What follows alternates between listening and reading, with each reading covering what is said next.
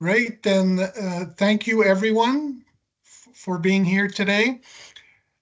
So as you know, we are retiring Relay on the 30th of June 2026. And OCLC has identified 2 migration paths to support your transition. For Relay-only libraries, we recommend migrating to WorldShare ILL. For libraries currently using WorldShare ILL, we recommend upgrading to Tipasa. To clarify any potential confusion, WorldShare ILL and Tipasa are not separate standalone products. I've heard it over the years.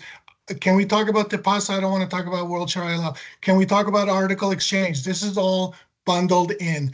So Tipasa is a premium added value add-on that enhances WorldShare ILL's existing functionality. So we're pleased today to offer you a presentation showcasing both WorldShare ILL and Tipasa to help you understand your options and make an informed decision about your migration path. As you know, we are recording this presentation, so for anyone who was not able to attend or would like to go back to it to see certain features or certain questions answered, we will provide the link shortly after the presentation. Moreover, I, along with my colleagues, will be monitoring the chat. We do have a lot to cover, and our preference is to devote the latter part of this presentation for a Q&A session. But if something is very contextual and it really is important that we field it at that moment, please intervene and we will accommodate it. Last but certainly not least, there's that long anticipated summit happening next week. Myself and Peter will be there, and I will be extending my visit to Halifax until the October 23rd. If anyone would like to discuss this transition in more detail in person, I'd be happy to arrange a meeting that works with your schedule. And with that, I'd like to turn things over to Alisa. Thank you, Andy, and thank you to all of you for this opportunity to talk with you about WorldShare Interlibrary Loan and Tipasa. I will begin sharing my screen. We'll do a PowerPoint overview to begin, and then I'll move into some live demo, and then we'll take Q&A, a few slides after the live demo. I will not be monitoring chat, just so you know. That's a bridge too far for me. So, okay, let's see. Here we go. So we are very happy to be able to give you this presentation, and I'm so glad that we could fit it in before the event on the 20th. So we'll look at WorldShare and Tipasa commonalities. We've taken great care with the slides so that you can refer back and see what's WorldShare, what's Tipasa, what's both, what's one only. So I'll talk about that throughout. The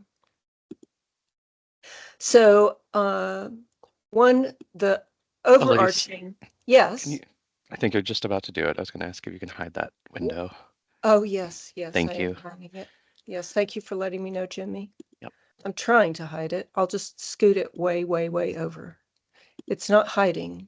It's not accepting my minimize. Let's see. Okay. That may help. Okay. Is that better, Jimmy? Yes. Thank you for letting me know. So the overarching benefit of, and here you see in the lower left corner, we have indicated WorldShare ILL and Tipasa. So that's what you'll see as the visual throughout to let you know whether it's both products, one or the other. So the overarching benefit is that your users will have the ability to borrow materials from more than 10,000 libraries around the world. we recognize that right now, book monograph borrowing and so forth is quite complex, but that the copies are especially relevant. And of course, you can send book chapters and so forth. So there are a lot of different ways to use the system. And WorldShare Interlibrary Loan is used by thousands of libraries without the Tipasa upgrade. So it is very widely used throughout the world. These short URLs, oc.lc/, will take you to the product page for both of those products. Jimmy, it appears to me there. All right, I moved it some more. I have a. So both products are, again, here, I'll stop pointing this out, but I want to point it out long enough that you see the convention. So both products are completely cloud-based and built on the latest standards, Z3950, OpenURL, ISO standards. They're full-featured and powerful. When we update them, you don't have to do anything. Typically, when you log in, you will have the updated service immediately. So a much simpler universe than you've been working with now. WorldCat is the foundation of all of these services. I've already mentioned 10,000 plus libraries around the world. And I'll go into each of these points individually. So you have access to the entire network of OCLC libraries. It will simplify, whether you're on WorldShare or Tipasa, it will simplify ILL for your library users. There are different user experiences, and we'll explain that, and you'll see it. Both services will eliminate the need for IT support, which I think has been quite complex for all of you. And you'll be able to automate ILL and streamline staff workflows, and I will go into depth on each of those. So the network, there are nearly 300 libraries in Canada right now on OCLC's network. Of course, the 10,000 plus and more than 50 countries are represented. So this provides your users with access to millions of items. The software updates are immediate. There's no need to manage servers or have a test server, and the system is easily configured using point-and-click menus. There's no HTML or FTP. It's quite easy to use, as you'll see. This is WorldShare ILL only. There is an OpenURL-based form that you can configure. You determine what form elements you want, what the titles of the form elements are. I'll show you this. You can use this as a blank form, or you can use it in any discovery service. And so you can receive these requests without rekeying them. For Tipasa, your patrons can submit and monitor device requests from any device. So the key there is monitor. With WorldShare, they can submit requests, but they don't have a patron user interface that lists all the requests. Tipasa offers automated email notifications, meaning those notifications can go to the patron without your intervention. You can also manually send notifications. Documents can be made available as soon as they are uploaded by the lending library. That is a Tipasa-specific feature in WorldShare ILL. You have to receive that document as a staff member. And in both formats, WorldShare and Tipasa, the languages, it supports 18 languages.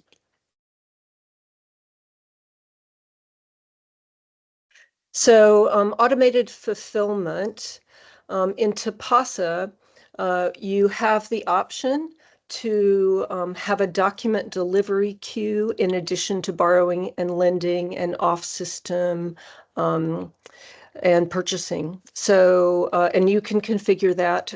So if you don't have a document delivery program, then you could just not turn that on. You can have lending priority groups so that you can define library groups or libraries that you want to always serve before the rest of the world. And I already alluded to the fact that patron notifications can go out automatically. So when the patron submits a request, they will receive confirmation that they submitted that request. And so with that automated processing, you will see that it's quite time saving. There's a lot of time saving. Both systems are easy to learn and use. They will simplify your interlibrary loan processes, and you can see library holdings, the policies directory, and any pertinent fees before you make a request. So we'll go into that in the demo. Whoops, I advanced too far. It's very sensitive. The discovery experience, yes, the discovery experience, all of the products that you see here, you can embed either the Tipasa forms or the WorldShare ILL form. Tipasa has 3 request forms. You don't have to use them all, but there are 3 on offer that you can configure in a variety of ways. I'll show you that. There is a blank form. There's actually a blank form for WorldShare and Tipasa, so there's an edit we need to make if someone will make note of that. E-resources can be very quickly delivered. This also depends on how the configuration is for the lending library, of course, but we sometimes your users can benefit from turnaround time in as little as 15 minutes. And with Tipasa, because of that automatic ability to receive the articles, that can happen when when the library's closed, weekends, evenings. And this is all integrated with Article Exchange, which I will show you. The electronic delivery is secure. Article Exchange is highly configurable. So if you don't want to offer 30 days or 5 views, if you want to offer less or more, either one is possible. So those things are all within your control and available in both WorldShare and Tipasa. In terms of copyright compliance, I'll show you the fair dealing option where your patrons have to click through on a copyright compliance before they can get to the article. And you can also have that at on the borrowing request form. You will deliver those articles or book chapters using Article Exchange, and you can monitor spending through IFM and so forth, and I will go into that. So IFM, you see here's another one of those short URLs. IFM is Interlibrary Loan Fee Management. That is, it allows your libraries to borrow and lend among each other, and they don't have to cut checks or use credit cards. So OCLC manages that for a nominal fee, 26 cents for every borrowing request that's filled on the US dollar. And I'll explain this in much more detail as we go into it, but when your requests are Canadian to Canadian, and often there's no charge. So here we're talking about charges that libraries have to each other. So often no charge at all. When it is a Canadian to Canadian charge, it's in Canadian dollars. When it is outside of Canada, there are US exchange dollars. That's how it's handled. So this, no doubt, will be helpful to you, a comparison.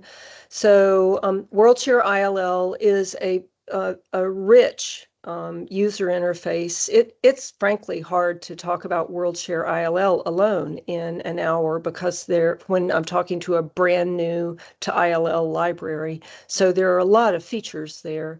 Tipasa offers additional functionality, in particular that user portal for your patrons, but there are other features. We have a general recommendation that libraries that have fewer than 1,500 borrowing requests from your patrons may want to stick with WorldShare ILL. And if you are handling volume that is over 1,500 requests, you may want Tipasa. There are exceptions to both of those. So it's not a rule, it's a guideline. So standard features for borrowing and lending are supported in WorldShare ILL. Tipasa, of course, has that document delivery feature. It offers tagging, which is a very powerful feature, branch management. So if you have multiple branches, then Tipasa is a much better fit than WorldShare ILL. Advanced lending queues are verifying, retrieving, scanning, and packaging, and proven senders. That is our lingo for that ability for you to configure the system so that articles can go directly to your patrons even when the library's closed. And there's some very fine detail in that. I won't go into that right now. WorldShare ILL integrates with OCLC's WMS system, and Tipasa integrates with multiple systems. We have very deep integration with, of course, WMS and Alma. With Alma, you can even choose to use the Alma request interface for your patrons, so you can keep them in Alma requesting and not use the patron user interface in Tipasa. We won't be going into that in any detail. OCLC's ILL standard reports are incredibly powerful, and I'll show you a few of those. With Tipasa, you also have a custom report feature that offers charts and data visualizations. We'll just have a slide about that. That could be a presentation all by itself. So the main point here is your patrons will be able to receive items even faster by using the OCLC network. One of the benefits of COVID was that we introduced a lot of features that speed up the network. Someone is unmuted. If someone can address that, please, thank you. So smart fulfillment features optimize resource sharing. They use a lot of automations, which I will explain, and they greatly reduce the need for staff to mediate requests. So you can send requests out unmediated if you choose. I just said automated request manager. So automated request manager is really the core of the functionality that speeds up the network and also in the end allows your users to get things very quickly. And depending on how you configure the system, if you choose to configure the system so that some requests go out unmediated, and there's a lot of if-then functionality there, so very finely grained, it gives your staff time to focus on those more complex ILL requests that require some research. So smart lender strings are available only if you use automation. So that slide that was just beforehand, you can pick lenders by hand, but if you allow the automation to pick your lenders, you will experience much faster turnaround times. So we are using artificial intelligence to predict when libraries are actually processing requests. So we prioritize through the automation, we prioritize sending requests to libraries a couple of hours before you start actually processing your requests. So say your student workers come in at 10 a.m., then around 7, 8, 9 a.m., that's when we'll begin prioritizing sending requests to you as the supplying or lending library. And of course, we have load balancing, so we don't want to penalize any library for being fast. So the load balancing is very sophisticated. Real-time availability means that we can do a lookup using Z3950. We can do a lookup of the supplying library's catalog and eliminate sending requests to lenders if we know that the item is checked out. And that has radically improved turnaround time for system-wide. The Express program is a program, again, born out of COVID. You see the short URL there. Libraries can't decide that they want to be an Express or ask to be an Express, but you can decide that you want to work to qualify to be an Express. There are 50 libraries in Canada right now that are Express libraries. So libraries qualify for Express by filling articles, copies, in an average of 18 hours or less. What the borrowing libraries and patrons experience is about a 10-hour turnaround time. So that's really incredible. We evaluate this turnaround time twice a year and send you lists of libraries that you can request from. We can't make that a group because we don't want it available to the world. It really is an exclusive kind of members only group. There was something else I was going. Oh, the thing that I wanted to say about that is Express is available at no additional cost. So this is part of your OCLC subscription, part of WorldShare ILL and Tipasa. Very powerful. Okay, moving over to the demo. I will begin in WorldShare Interlibrary Loan. So we have set things up with a U.S. institution for WorldShare ILL and a Canadian institution for Tipasa, and that is in part so that I can illustrate the IFM, how IFM is handled between the two currencies. So let's see. Along at the very top of the screen, you see the Interlibrary Loan tab. I am part of a WMS institution, and so I have multiple buttons up here.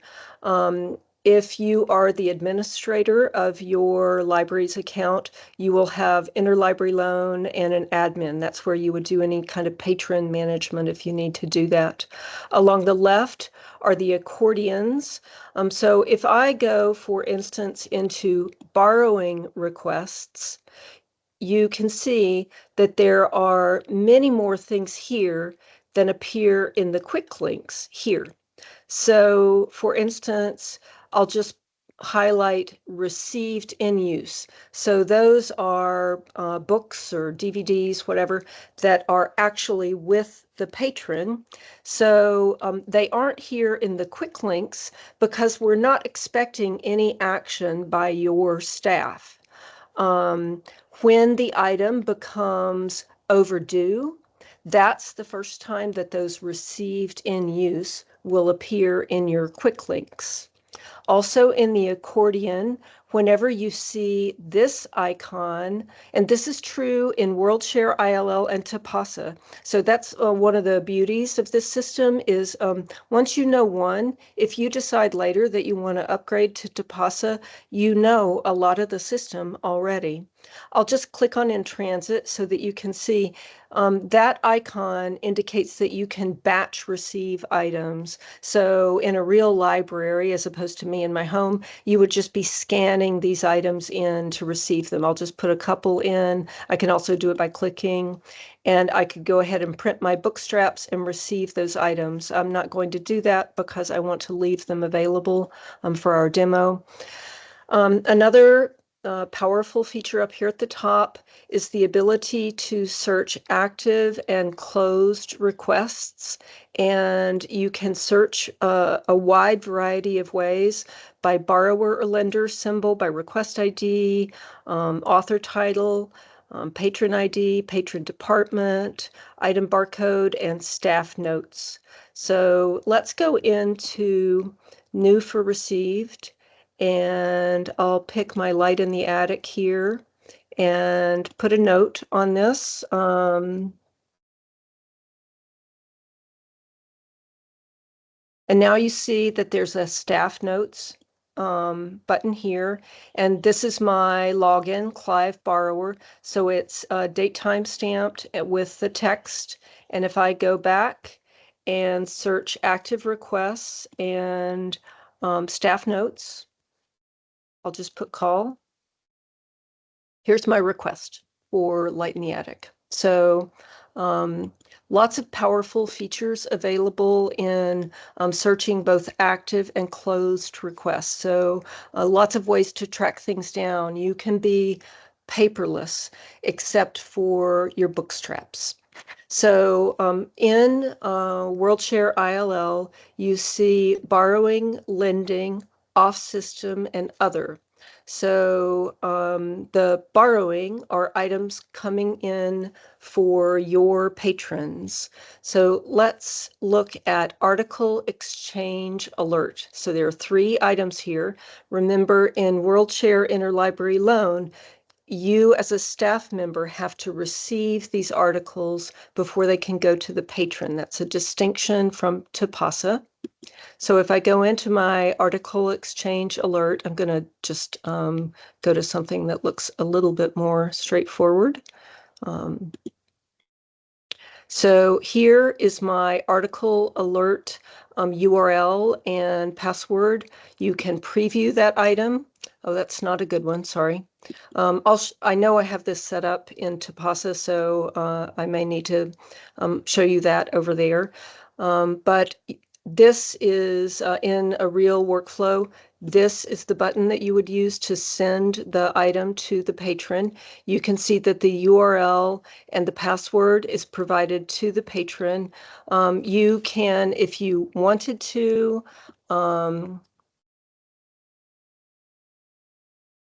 so it's an email. You can configure it right on the fly, but it can't be the template for the WorldShare ILL notices is not something that you can edit. Let me begin to talk a little bit about OCLC service configuration. So service configuration is where the system is configured for your staff and your patrons. So let's go down to WorldShare ILL, and I'll go to, let's begin with the request form. So in WorldShare ILL, you have this one open URL request form that you can configure in a variety of ways. So this is the title of the form. This is the URL that you can put on your staff pages, or pardon, not staff pages, on your web pages for your students, say in courseware, things of that nature. So along the far left are the fields that are available in this section of the form at OCLC. In the middle is how we have titled that label. So you can make this a bilingual form if you want, right here by making that English and French. This is where the open URL or the patron with a known item request will fill in that field. And you can see here's where you determine if that field is required. So just scrolling down to give you an idea, here in the patron section, there are different data elements that are available that have to do with the patron or copyright acknowledgement. You saw perhaps that. Let me go back and highlight that. Here, copyright acknowledgement and copyright declaration. So those are the open URL fields, and I'm going to preview it.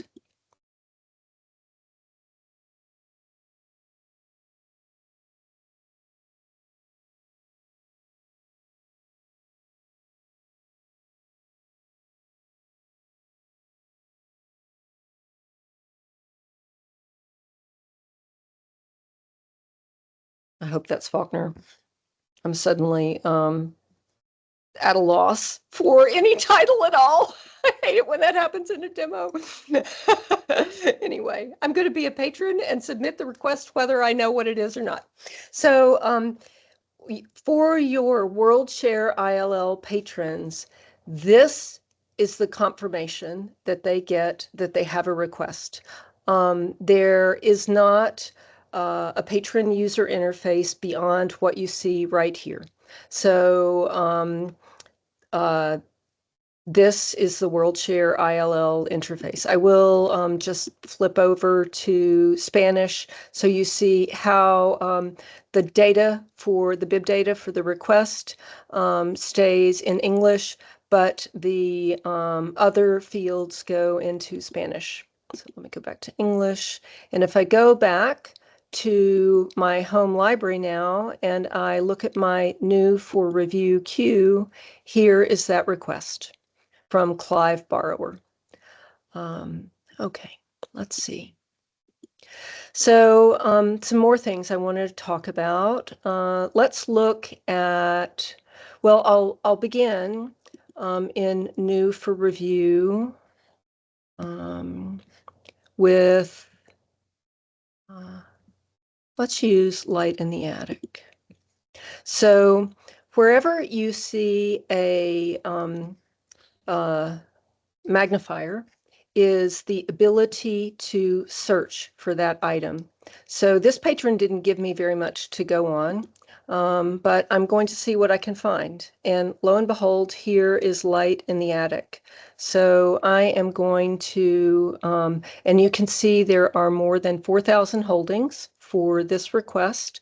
So I'm going to click on that and apply the data. So I'm applying this bibliographic record to that interlibrary loan request. So I could view the holdings and start selecting my, with 4,000, it's going to take 4,000 plus, it's going to take it a second to load.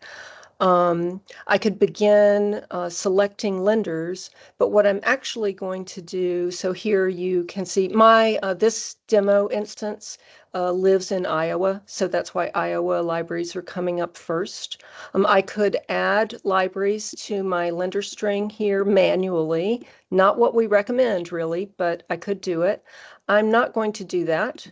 And I want to go back to my, let's see, where am I? I want to go back to Light in the Attic and to my request where I have applied the correct bibliographic data. And now, before I don't want to use that manual selection of lenders, I want to use automation. So send request has another option, which is send to automation. We'll do that later. So it'll take it a moment to do that. So while that works, I am going to go ahead and talk about another request. So I'm in the review file. Let's look at an article request. So this is for the journal Manual Therapy. There is an OCLC number for this request. And there are already lenders assigned to this request. Let's look at the request history. And here you can see that this request was matched to an automation DRP test loan. And I mentioned that we can deflect based on a Z3950 lookup. That happens a little later in the life cycle. These deflections are based mostly on format type or profiled group. This has to do with things in the policies directory, which I will get to shortly, but let me go back to the request.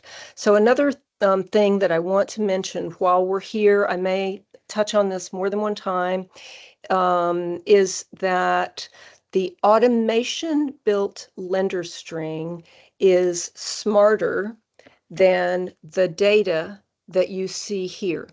So I'm going to use Parker University as an example. So here I can go to the policies directory entry for Parker University, and they have defined that they would like on the outside chance, not average, but on the outside, that they will respond to copy requests or loan requests within about 2 days.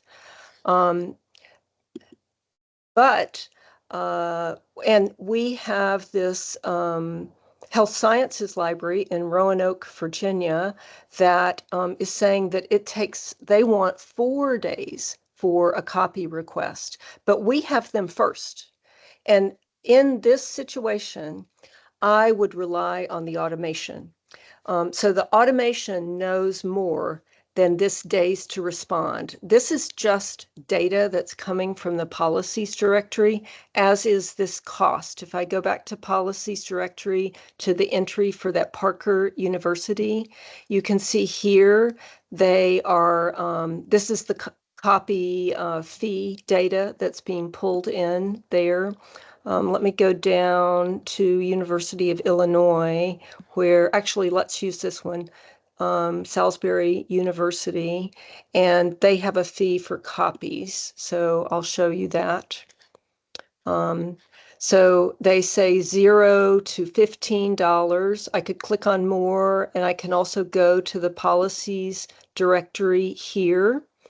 So this is a copy that we're working with, and we're not in Maryland, and we're not a reciprocal borrower. So they charge $15 for up to 30 pages. There is a group that you also may want to consider joining. The ELVIS group is an acronym for Libraries Very Interested in Sharing. If you are a cataloging member with OCLC, then if you become an ELVIS library as well, and it's free, all the ELVIS libraries agree to not charge each other. And to give you an idea of the scale of ELVIS, I'm going to search on ELVIS here in the policies directory. The policies directory is an incredibly powerful tool. You could display all the symbols for that, for the ELVIS group, and drop them into a group, although that's not something that you would ever need to do. Let's limit ELVIS to Canada.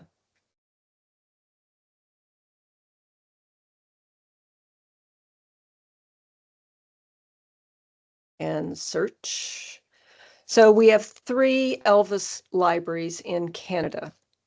It's not huge, but it gives you an idea.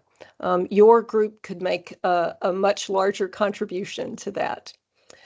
Okay, so I talked a little bit about automation and about the smart lender strings. Let's see. Let's go back for proof of concept and look at our light in the attic and see if we have any lenders that came through the automation. So let me look at the request history. So let's see, no match found. Let's see. That is not looking fabulous, but let me see. Yeah, I don't have lenders on this one. Okay. Okay. I'm going to keep moving. So in transit are items that are coming from the lending library to you. Received is a status that means this has been in transit for long enough that I'm starting to wonder if you got it. Let's receive an item. I'll receive lime, and I'm going to print my book straps for that. There. So I've got a date received. I'm printing my book strap, so I'm going to receive all items. And now I want to show you the book straps. So we go to the print queue, and this is my borrowing queue, and I want to look at my book straps and stickers. I only asked for 3. There are 10 here. This queue has to be manually cleaned out, which is a good thing. So we don't tend to manually clean it out, so we have data here to show you. So you can see that you have the option to do 2 per page or 6 per page. So I'll print my book straps. These are configurable. This is a custom book strap where there's a logo, and you can decide how much information you want about your patron to appear on the book strap. You can add special notes, so you get the general idea there. Let's see. So I've received items. As a lender, I will go into my Can You Supply queue. And let's look at, so Knuffle Bunny is a request that was sent to my Canadian library. This is my Canadian library symbol. I have more than 3 days available to answer this request. So raccoons and ripe corn is just about to age out for me and go to the next lender if there is another lender on the lender string. But I'm going to stick with Knuffle Bunny for a moment. So this had to do with an IFM. So I requested the item, but I requested it for free. And my lender, my Canadian lender, said, we charge $10. Can you please change the cost? So if I scroll down a bit, here is where you can see that I've indicated that I will pay $10. And because this is a US and Canadian transaction, it's in US dollars. So this item I can supply now, and I'm going to apply constant data. So the constant data is configured in OCLC service configuration. Here is my borrower data for my borrower constant data record. So all you can see this system is widely used. So all of those are constant data records that can be applied to my borrowing requests. And in this case, I am a lender. So I'm going to show you the lender constant data offerings, a huge amount of things. So that's in OCLC service configuration. I'll just walk through this one a little bit. So a description of the constant data. This is a due date, so you can define the due date that you want. So we could change this to 60 days. And the ship date, the -0 means that it will be today. If you always charge, or if you want to create a constant data record where you charge for certain kinds of libraries, you can set that up here. This is your return address. And since I changed my constant data to 60 days, I'm going to save that. And here is my message that that default constant data was changed to 60 days. So I'm going to refresh since I changed that. And I'm going to apply my default constant data. So my due date is 60 days in advance. I'll just put in a barcode, and I'm going to print shipping labels and book straps, and I'll say yes. So let's go down to the print queue, and we are lending. So let's look at the shipping labels, and I'll just look at a few. So you can see that you could define, if you're using special paper, you can define how you want it to print. So here are my shipping labels, and let's look at my lending book straps and stickers for the same two items. So this one is a little more simple. There isn't a logo, library logo. Okay.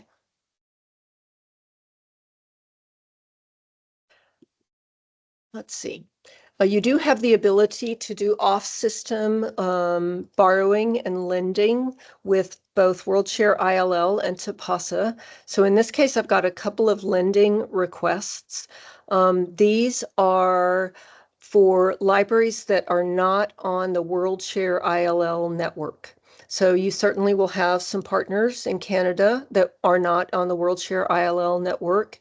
You first configure those libraries in OCLC service configuration in the address book. That's where you set up your partner libraries. And then you can borrow and loan with those libraries. Every process is manual, so there's nothing automatic that can happen here, but it does allow you to track the request, make staff notes on the request, and so forth. So let's just for proof of concept on that. So I have a borrower request, Light in the Attic, and I have a lender request, that request that we were just on. Okay. Oh, one more thing that I will show you. At the bottom of both Tipasa and WorldShare ILL, you have charts for your turnaround time with borrowing and lending. Let me do both loans and copies. And of course, this is a demo instance, so it's not very rich, but you can see, and there'll be a little more data in the other instance, but that gives you an idea. So I'm going to move over to the Tipasa interface, and so we can talk about the differences. I made this yellow so that it was blindingly obvious. So from the beginning, so the search features work exactly the same as with WorldShare ILL, but you have request tags as a additional field. So the tags that are in use right now are appearing here. So you can have more tags than appear because the tags only appear when they are assigned to something that is in the quick links. So if I go to this tag, this is strictly a demo kind of tag. It's not really an ILL workflow tag.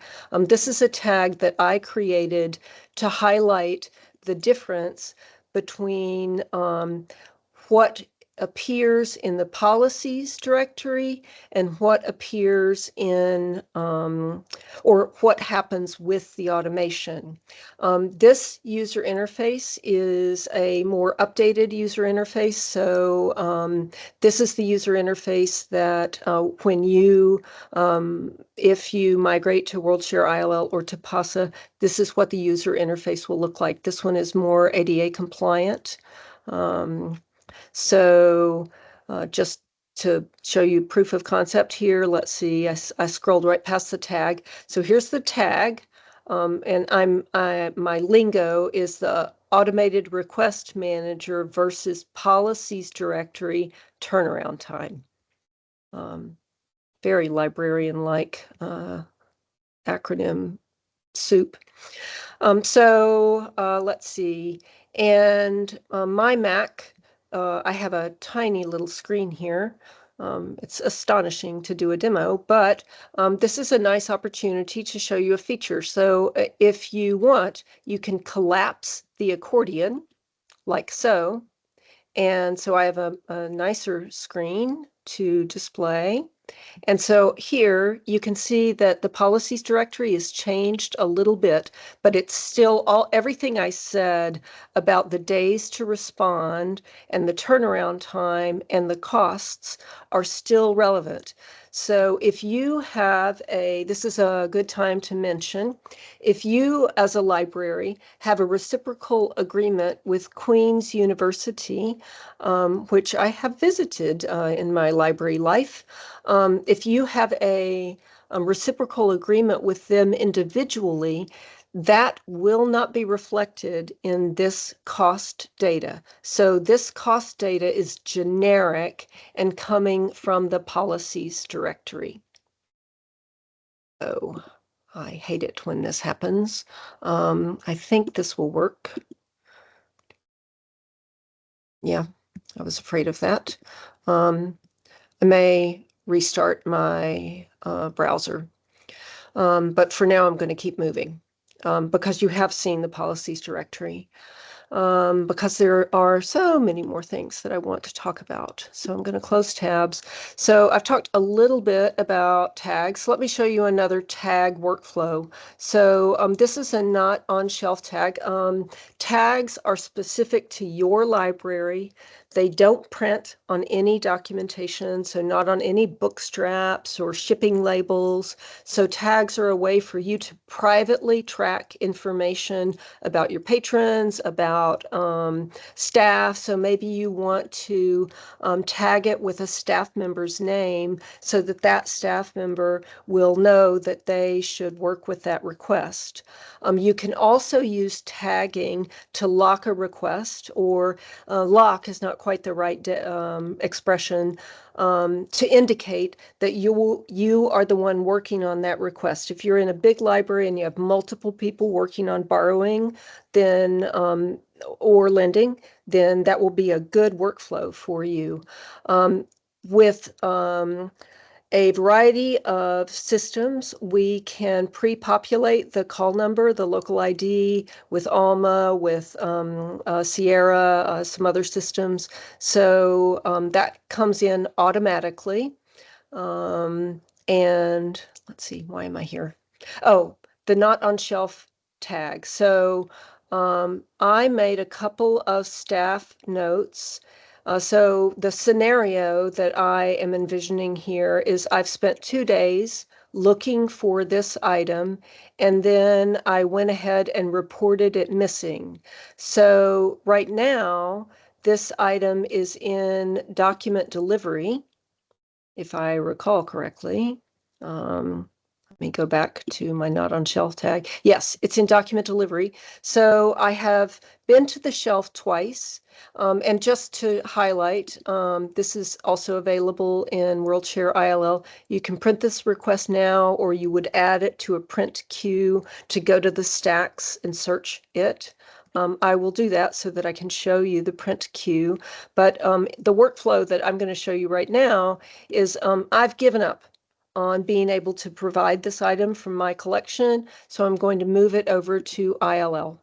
So it's that simple. So now it is in my new for review queue, and I can work with it from there.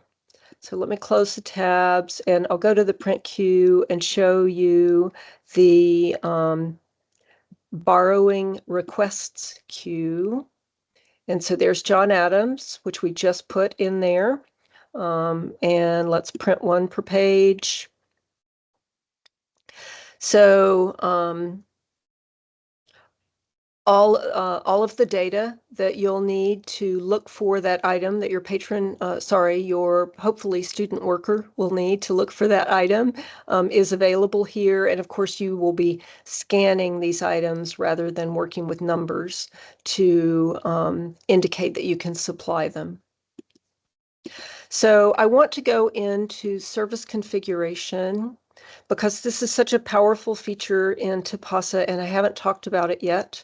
I'm going to WorldShare ILL, and quickly I'll show you the request forms in Tipasa. So you see you have article, book, and other.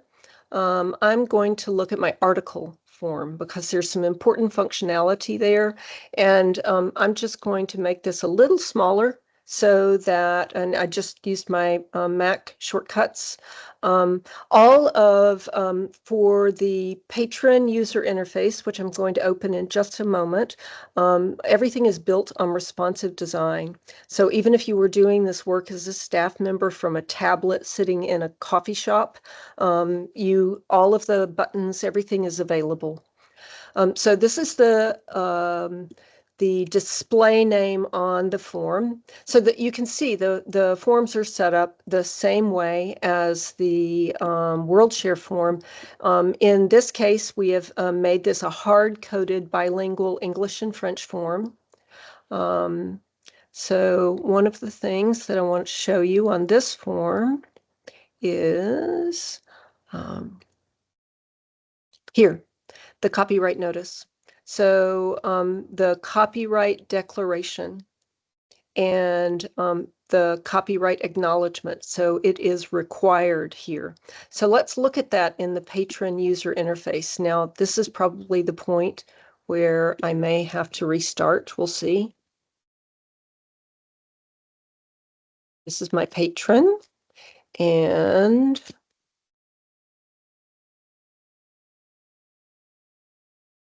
I should have said, the logo, yes, I kind of expected that, so I'm going to restart Firefox.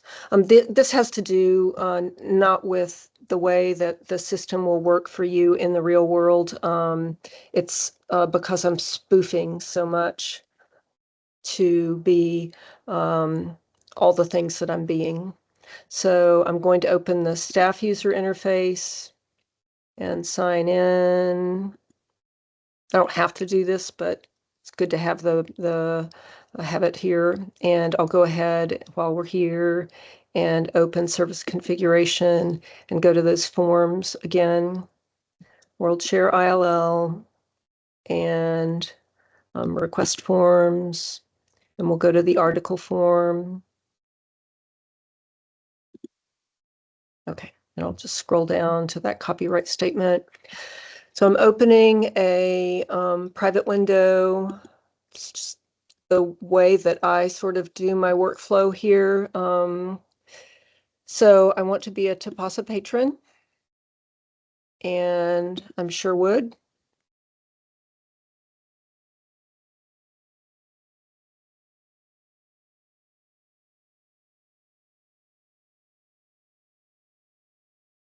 So this is the patron user interface for Tipasa. So this would be your logo, a color that you define. Here is Sherwood's account data. So if I go to Sherwood's profile, you can see that I am receiving messages via this WorldShare ILL patron Gmail account, which I may open. And so you get the general idea there. So let's go back to requests. So I am looking at a list of the things that we have, that Sherwood has requested. So here, for instance, is an article that is available. The link expires in December. I'll show you that setting.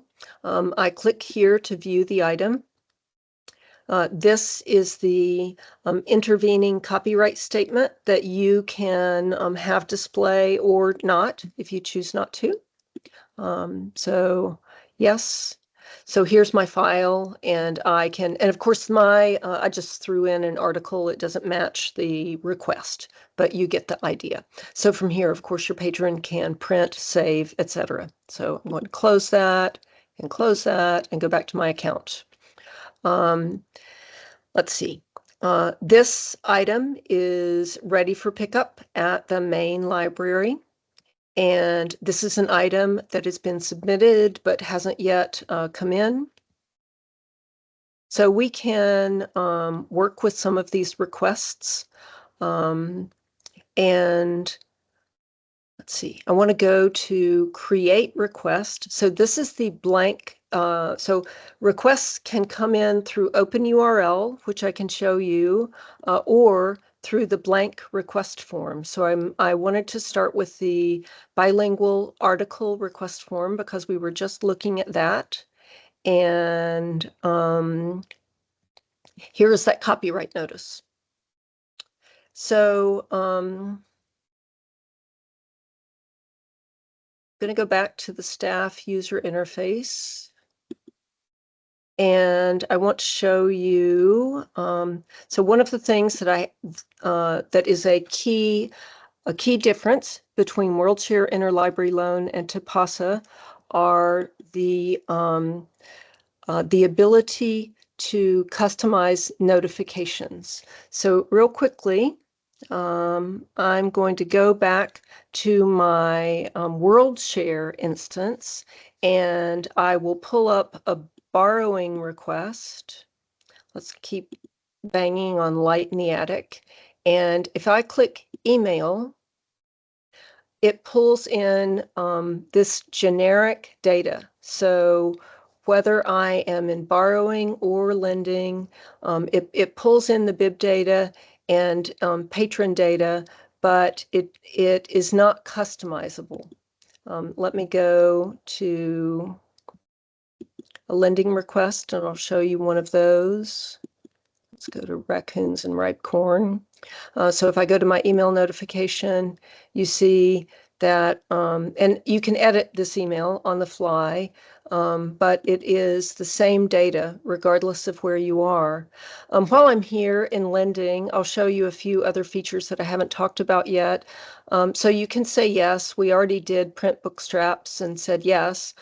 You can conditional requests. So perhaps you want to charge more money than the library has indicated that they're willing to pay. So you could use this conditional IFM.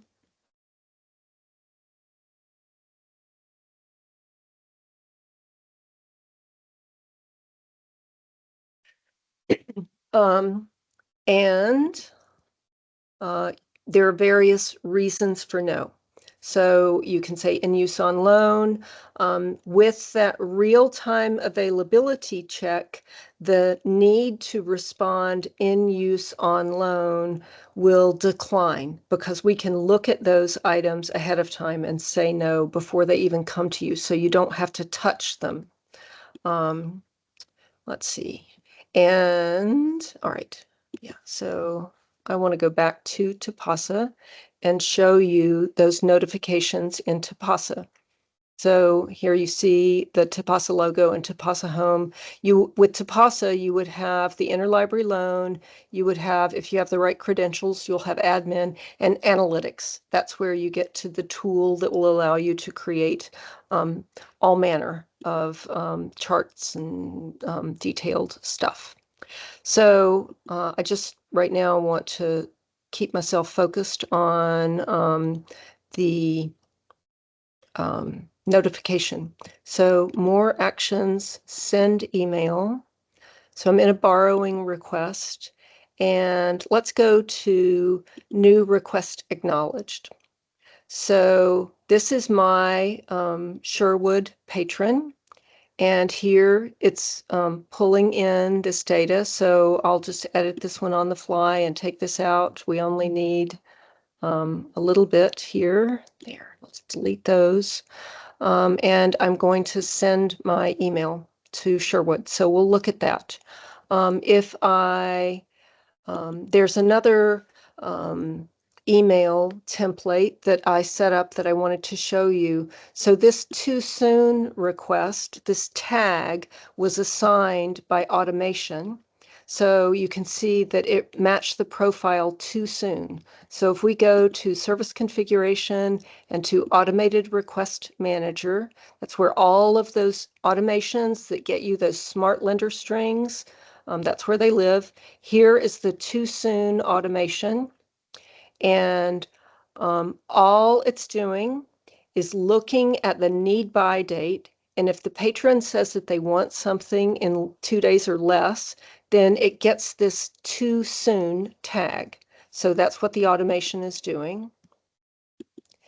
And so here I'm on my request that got the too soon tag. And I have created a custom email. So you have additional notifications. You have all the expected notifications are pre-configured and you can edit them and customize them, but you can also create notifications on your own. So this is a notification that I created saying, giving the patron a few options about this thing.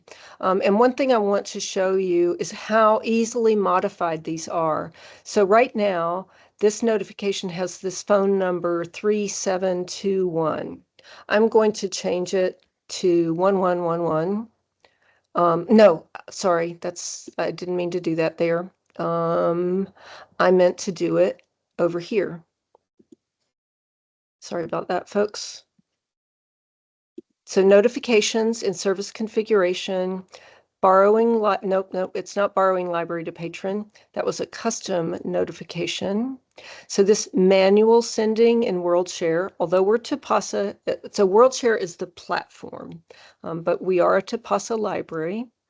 So here is my need by too soon, and I can send that from the staff interface. So all of the notifications are configured the same way. So it's a combination of data inserts and what you type for your patrons. So you can make these notifications bilingual, no problem. So here I wanted to change the phone number just so you can see how quickly the notifications can be populated. So I'm saving my changes. Here's my note that the change was saved. If I go back and I go to my email and I pull down my need by too soon, here is that modified phone number. So that's rather amazing, I think, that works that quickly. The patron request forms can also be modified very quickly. Let's see. We are getting down to the wire, and there are a few other things that I might show you, but I also have some slides. So I'm going to move over to the slides and complete what we have there. And then in Q&A, we may be able to get to some of those other features. So I want to talk for a moment about usage statistics and reports. So both of these reports, this is two different reports, both of these are available in WorldShare ILL and Tipasa. This is in the OCLC stats module.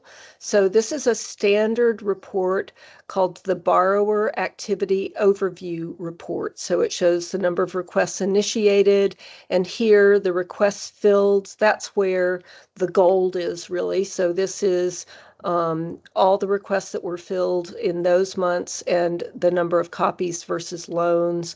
Turnaround time is where we evaluate express participation. So we're looking at the average turnaround time for copy requests to participate or qualify for express. This report is from a Canadian library, and it's their IFM lending report. So you can see a great number of charges there. Okay, advancing. This is a detail of the resource sharing lender reasons for no report. So these reasons for no are, I'm the supplying library, and these are the messages that I have given or that the system has defined. So I didn't go into all of the deflections that are possible in the policies directory, but these reasons for no appear in both WorldShare ILL and Tipasa. This is the patron user interface. Let's go to the staff user interface, and I am the lender, and I'll go to a request. And so here are those reasons for no. Okay. And you can see this is a good example of a report that has a ton of data. Some of the reports have absolutely every scrap of data that is possible to get out of an interlibrary loan or document delivery request. I showed you this in the WorldShare ILL user interface. So you also have APIs. If you are interested in using those, you may have staff who are savvy and want to play around with that. So whether we're talking about WorldShare ILL or Tipasa, training is included, and for your libraries, we're talking about cohorts that will onboard you as a group, ideally, so that you're together with your Relay ILL partners. You would remain in training and implementation for about 30 days after you go live. And then after you're live, you get your help through support, through documentation, and through the community center. And all of these are vibrant resources, all of them. I use them myself all the time. The community center is a place where libraries interact with each other, ideally, and also that is where functionality can be upvoted, and that's how we determine roadmaps. More on the community center, so your peers, updates about releases and events, product enhancements I just mentioned, and focus groups and feedback sessions. So a lot goes on in the community centers.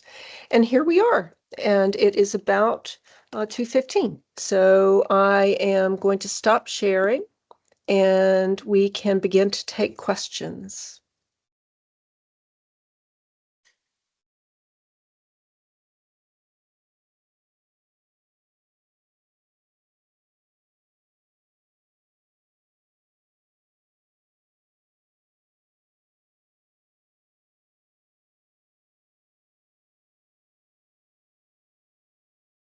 We have a question from Peter. Yes, so everybody else is reluctant to get started. I'm always happy to go. A number of our libraries are now using Alma peer-to-peer for sharing materials between Alma libraries. You talked a bit about Tipasa's and WorldShare's integration with Alma. What specifically is being done to integrate with peer-to-peer, where we're able to share stuff between libraries in Ontario and in Nova Scotia, and is there anything we can do to take advantage of that and potentially interface the peer-to-peer stuff directly through the Tipasa interface? We do support that. I'm going to bring in my colleague, Krista Stark, or Peter, who just popped up on the screen. Maybe that means you're going to answer it. Great, glad. Go for it. Sure, let me jump in on that. Thank you. So we use ISO request transfer, not the peer-to-peer functionality that you mentioned. What we Alisa mentioned, I believe briefly at the beginning, fulfillment integration, which is a tight integration with Alma. So libraries running Alma are able to, if you want to connect to other Alma systems there, do that, push the request into Tipasa, and then leverage the network that you can get through OCLC resource sharing there. So right now, we do not do the peer-to-peer. It sounded like you were maybe using that already.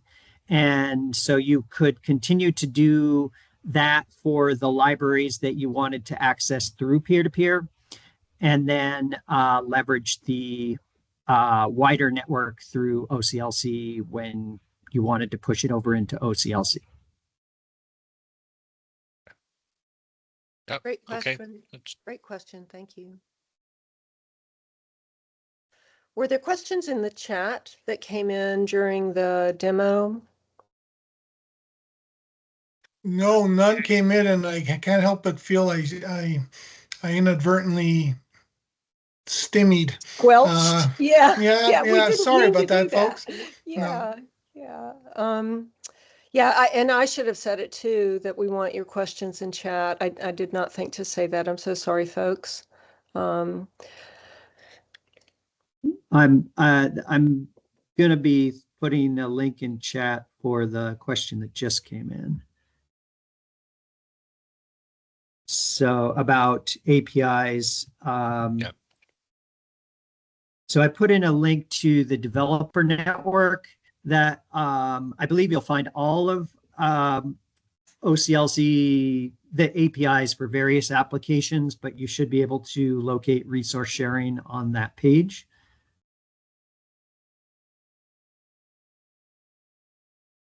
Again, if nobody else is going, you've worked with Relay for a long time, I'm assuming. We're now losing Relay. So what is it that we're losing with the Relay going that we will not get even better with the Tipasa WorldShare combo? Nothing. I mean, the goal is to improve your access, to improve the functionality. Relay has been a really, good resource sharing application, but over the years has fallen behind the level of development that OCLC has put into WorldShare ILL and Tipasa. And particularly when we launched the Smart Fulfillment Initiative, or Library on Demand, which part of that was Smart Fulfillment, in 2020, we have spent a lot of time and resources developing the machine learning, the AI applications, the automation to make WorldShare best in class. And so we believe that someone may be able to say, oh, I was able to click this button or do this little thing in Relay, and I'm not finding that exact way of doing the work in WorldShare and Tipasa.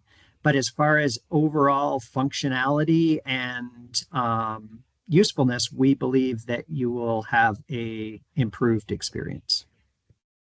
Thank you, Peter. And Marilyn?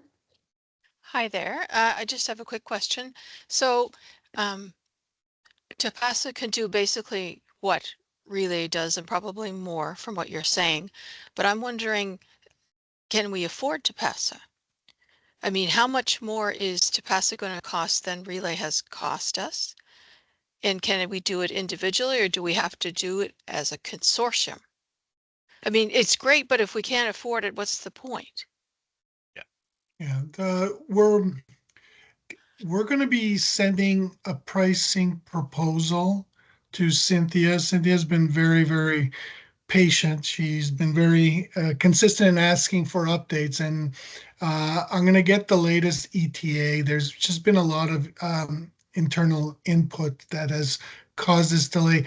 The goal is to keep it as close to what you're paying for Relay as possible. So that means, and forgive my the way I'm going to compare it, is that we're going to swap an old piece to simply put a brand new piece instead. And so the goal was to address the fact that Relay is only 30 some odd libraries in Canada, 40 if you count globally. It seems like the right choice to make. So again, circling back to your question about affordability, the goal is to keep it as close to what you're currently paying with Relay. The goal was to address the fact that libraries were leaving Relay, the fact that they were saying, what are you doing for interoperability? with Relay in this fragmented ILL landscape. And so this is the strategy that OCLC has come down on. And I hope that it has been too slow in getting a call price out. I think you know that already. absolutely, I agree with you. Thank you. You have a hand up from Joe from Dalhousie. Hi. Yeah, that was very interesting. One of the things, speaking of what we may lose with Relay is, and you mentioned this earlier, is off-system partners and the ability to interact with them in an efficient manner. And Relay was very good at that. And we could loan things and track loans and send overdue notices and all kinds of things like that. And I'm just wondering, I know you did mention that earlier, that, and it did have the address book and you can add partners. That's great. That's, that, for instance, that seems to be better than what Rapido offered in their demo. I think, because there did seem to be better interoperability, if I was understanding it properly. But I was just wondering, and I wasn't clear on this. Is this something that you would have to receive requests from them by email or something, and then enter them into the system, or is there a form? I missed that. There is a form that they can access, and yeah, I'm so glad you asked this question. With Tipasa, you do have a form that you can offer to libraries that or institutions that you loan to regularly. So a museum, for instance, whatever. So you can offer that to those institutions so that they don't have to email you. And those requests, Peter, correct me if I'm wrong, those requests will be the ones that come in via the Tipasa external lending form. They will be ingested into Tipasa in your off-system lending requests, and then you can fill them and track them that way. So it will be similar to what you have with Relay, only better. Okay, so you'd be able to actually lend them if they were requesting a book, for instance, you'd be able to lend the book through this Tipasa functionality, or deliver an electronic documents and all of that. Okay, Yes. and now would they have an account sort of thing where they could check their history, like you showed with the patron? They have an account where they can check the status of requests and what they've requested in the past and that sort of thing. Would they have these libraries would have nothing like that?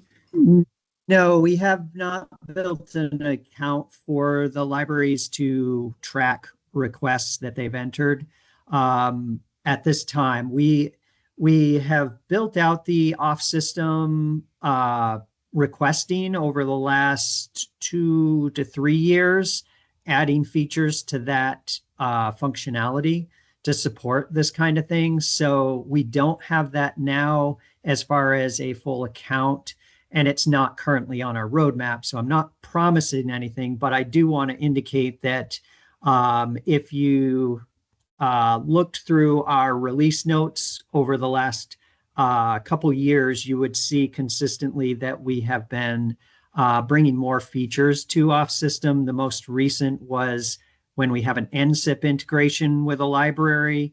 Off-system requests go through the NSIP process as well for circulation integration. So we are building out that functionality as we go. Yeah. That's great. Thank you. Just one clarification. This feature is available through Tipasa, not WorldShare.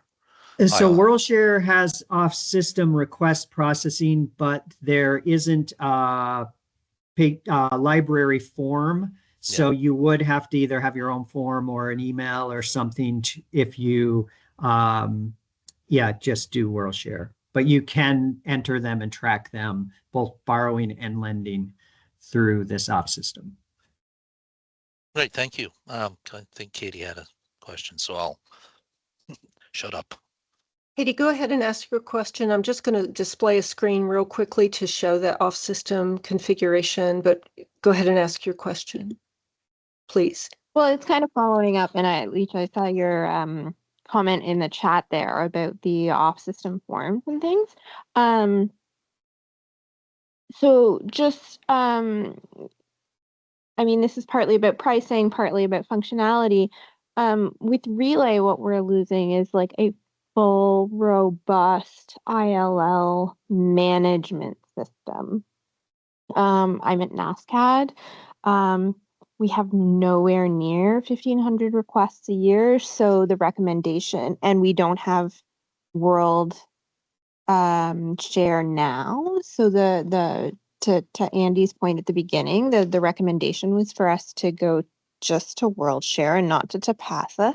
But I'm wondering about the functionality we would use or lose from Relay, and about that pricing, whether when you, Andy, you talk about like swapping in, which, I mean, Relay has aged out. It's based on old code. It does need, like, this is the way to go. I'm in full favor of sunsetting Relay, but I worry about losing functionality and only getting WorldShare for the same price since we're not already at WorldShare. So I worry that you're not swapping one-to-one for some libraries or any library. I'm not really clear on that, because the recommendation would not be for us to get to Tipasa. And I don't know that you could price us into Tipasa from what's been said so far. Well, that's a good point. We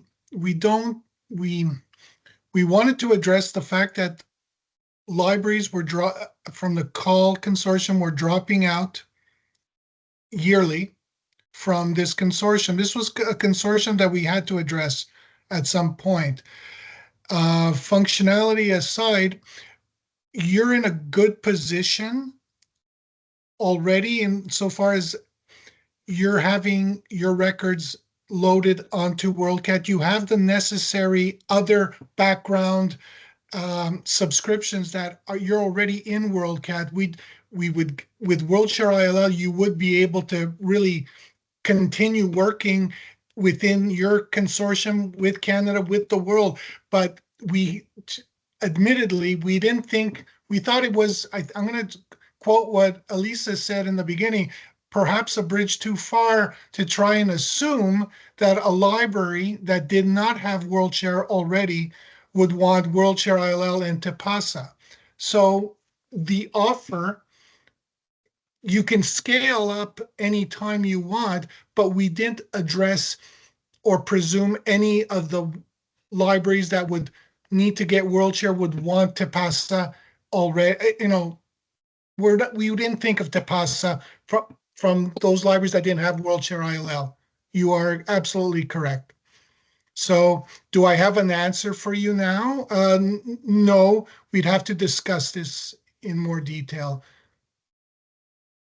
And if I might just add, you're right that Relay had more management functionality, but less network, if you will, less of a reach. A lot of the connections were curated, meaning you'd have to make connections to other libraries, set up searches, set up requesting. The difference with WorldShare is that once you get your login and go in, there's some basic additional configuration to make automations how you want them, but immediately you can access all the libraries available within WorldShare. So it's a little bit, the software isn't an exact match. And I think that's why there's a little bit of a disparity there. And then we added, of course, the additional management features to Tipasa, with the idea that larger volume libraries would require those, but it is a little bit of a different philosophical makeup than Relay was. So that's where there is a little bit of a not like for like. So just to clarify, I've been at probably 5 institutions within Novanet, and the whole debate of whether or not those libraries have needed WorldShare the answer, I was always at a smaller institution, and it was always no, because Relay was doing the management side, and I think the larger libraries in some way were supplementing what Relay's failings with WorldShare. So I feel like you're taking like that. What I want is a management system. I have like we have the staff time to go looking for locations, and we're a small library. We're highly specialized.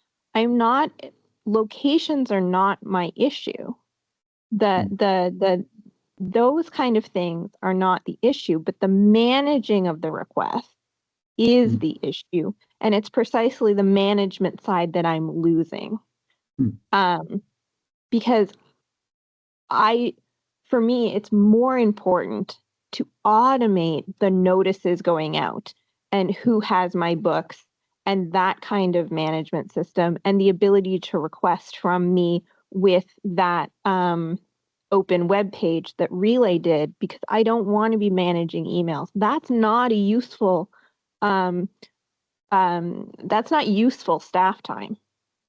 Honestly, and I really appreciated Alicia's point about like with the increased automation and the increased understanding of like the policies that Tipasa could prioritize a library that had shorter turnaround, or it could prioritize a library or deprioritize a library where the book was already checked out, because that would be what my staff is doing. When they're looking at a targeted book that's in small print runs, we were checking shelves and catalogs first and only requesting when a book was actually available and for circulation. But what I don't want to do is manage the requests, send automated notices, send overdue notices, have them contact me by email, have to load that in. So what I'm losing from Relay is what I want from Tipasa. And I'm kind of less interested in WorldShare. Would you like me to take a moment and show, I did not show that part of the notifications where they can go out automatically. I can do it in a minute. So there is automation to send those notices. I'll dip into that, and hopefully that will be helpful. So let's see. Notifications. I highlighted a different feature in notifications. So let's look at borrowing library to patron. So wherever there is the automated I'm button, talking about the off-system libraries. So when somebody comes into me and they're an off-system library, and so really that's the management system that I really need. The real beauty of Relay is that it wasn't network-based. And so to get that level of management, I have to go all the way to Tipasa to get that level of management. I guess sort of two thoughts, and I hear what you're saying, and so please understand I'm trying to think about this, and I may not have the answer, but two thoughts that come to mind. One is hopefully, potentially, you would have less off-system relationships because you would have connection to more libraries, so that would potentially minimize the number of times your staff are having to do this kind of connection with other libraries. And similarly, I do understand the challenge of managing communication with your users, but I would, having worked in libraries for many, many years, I would rather be communicating with my users and creating those relationships than communicating with other libraries and having to manage the request process, because I would be creating valuable connections with researchers at my institution, as opposed to spending my time searching other libraries and catalogs, creating connections externally. Those are just, as I said, two things to think about, but they are not fully answering what you I admit what you are asking for. Tipasa is the tool that does that. Yeah, I mean, I completely understand that you don't necessarily have answers now, but what I find is increasingly what I'm being offered by any company or any vendor is a networked based system, and I'm opting into them, and I'm not interested, like I'm less interested in your network.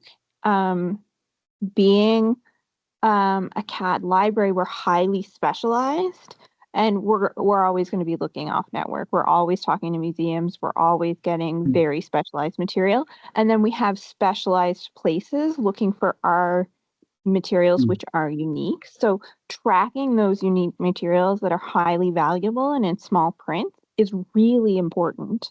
I also only have 42 faculty. I see them on a daily basis. Like I'm not at a library where I can't see most of my users face to face anyway. So it's a different kind, like I don't, like we currently have a 1 to 24 librarian to faculty ratio. I don't think anybody else in the room does. Like it's just insane, right? So that's not in a small specialized library, that network locking into a network is problematic. I see. And I mean, if you can do something about that, that would be awesome. I'm flagging it because that's my problem, not because like that's the big complaint. That is the problem that I'm trying to solve now that Relay is going away. I see. Yeah, I mean, we do have the tool that does that, but and maybe that's a conversation with Andy to talk about what that, if it does change the price point, because we do try to, quote based on the type of library, size of library. So yeah, I'll have to kick that over to Andy because it's not my area, but hopefully we could find a solution. Sure. And I mean, a life goal for me was watching Relay go away. So you've done it. Congratulations. And I'm very happy. Thank you. I was on team retire Relay. And most people in the room know that about me. At one point, I think Denise may have had a question. I might not have your name right. Yes, I did. All right. I was just wondering about the IFM, because for us, IFM is very practical. But when you have libraries not using IFM, that causes us more problems because we have to create invoices, which is a long process. Sometimes it takes a month to send those out. So sometimes we basically just say, okay, never mind, next time, we'll figure something out. So I'm just wondering if there was something in your patchwork that was going to go ahead for us to create invoices like Relay does have, because Relay, you could create your invoice. So, because, we get a lot of them, like we do use IFLA or something like that, but some, they do not. And, we're just wondering because the IFM, when you use it, perfect. It's just an easy, an easy thing to do, but it's just to see if, in the path of your going onward, if something would be possible for us to create invoices like they had basically in Relay, because it would help, because I'm assuming every library, every university is like that. When you send stuff to the finances, it takes a while. We even got calls from libraries saying, we're waiting for the payments. So just to say, or we're waiting for the payment for them or stuff like that, so just to see if there was something that could be done. So, and the off system, we can't use off system for now. I don't know, because the link, the URL you're using, right, is the same URL for both forms, right? So once people from the outside get in, like their system, it does not permit the user to put a login because they need to be recognized as a user using the U to M Moncton login. So I'm just wondering if is there a specific URL for the off-system form that we can send to libraries? Because like the ones that we had was never working, and we were assuming that it would never work because of the system that we have, the internal system. So is it something that can be done, or is it? I think, sorry to jump in, Alisa, but if you were going to, but I assume here that you're using WorldShare ILL, and WorldShare we're ILL. using Tipasa. Yeah. Oh, you are using Tipasa. They moved a while ago, Peter. All right. So my bad.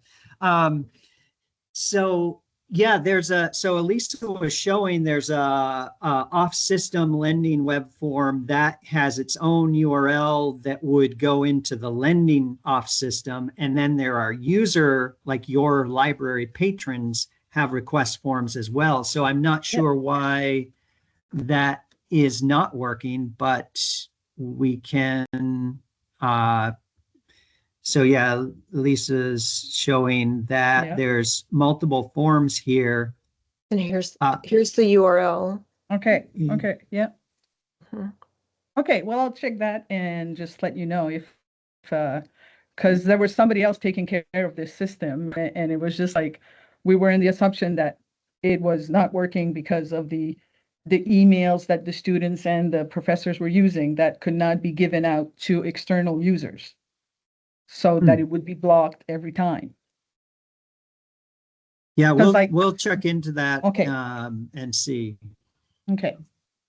Peter, I can say that I know that there have been issues for Novanet sending links via P2P to our off-campus borrowers, anyone that's community-based, and it, I think, has to do with the authentication from our NSIP or Microsoft interfering. So there, Katie Caskell might be able to shed some light. I know I've heard her talk about it, but I don't know all the ins and outs. But she does have a ticket open, and she was working on that. Oh. And I would assume that UMoncton is also covered because all of the clearance that was done for all of our Microsoft systems was done through inter-university services, which overlaps with CAAL.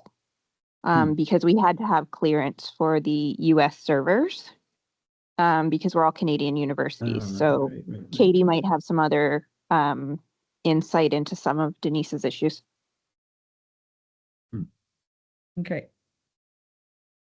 Yeah, Katie might want to jump on this one, but certainly the Novanet stuff, all the forms all pass through the Microsoft authentication. They're all Azure based, and if your external forms also require a Microsoft, we need to figure out how authentication works with those forms that are being used by people who aren't going to have a university username and password.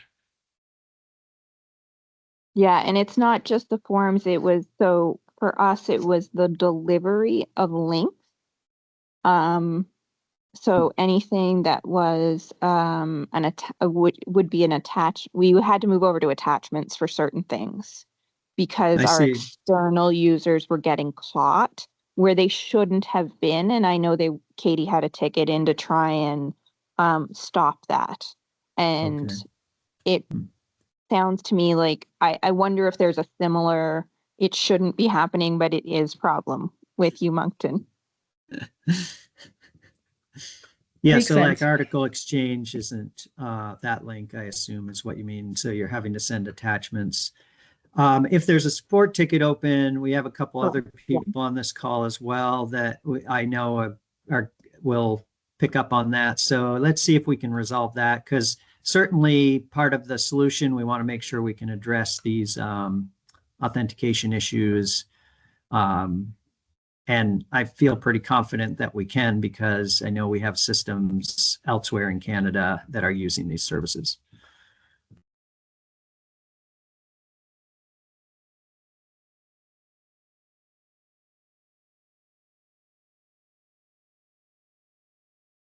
That would be great. Thank you. Because I know Katie Yeah. has been talking to IT and they have been trying to work with her on it. And like I said, it shouldn't be, but is happening. Right. Now, this is good timing to make sure we can address that for everyone listening in. So, great questions. I can tell you've been paying attention. I believe we got slightly over. Yeah. And I see Alisa, I know she's you're on the verge of flying, so you need to get out. Are there any last minute questions? Otherwise, don't feel constrained. You can send us questions. We will get them. We'll get answers to them, and you will also have the recordings as well. Katie, go ahead. Any chance you will have pricing before we see you next week in person, Andy? I'm pinging people as we speak. Yes, I'm hoping that's the case. There was yesterday, as you know, was to my American colleagues was Canadian Thanksgiving, and I could see the internal exchanges being done via Teams. So yes, that's the goal. That is the goal. That would be lovely. And Lisa, I think we can liberate you. Yeah. Denise, I know I can stay a little longer to answer questions that are not. Okay, good. Okay.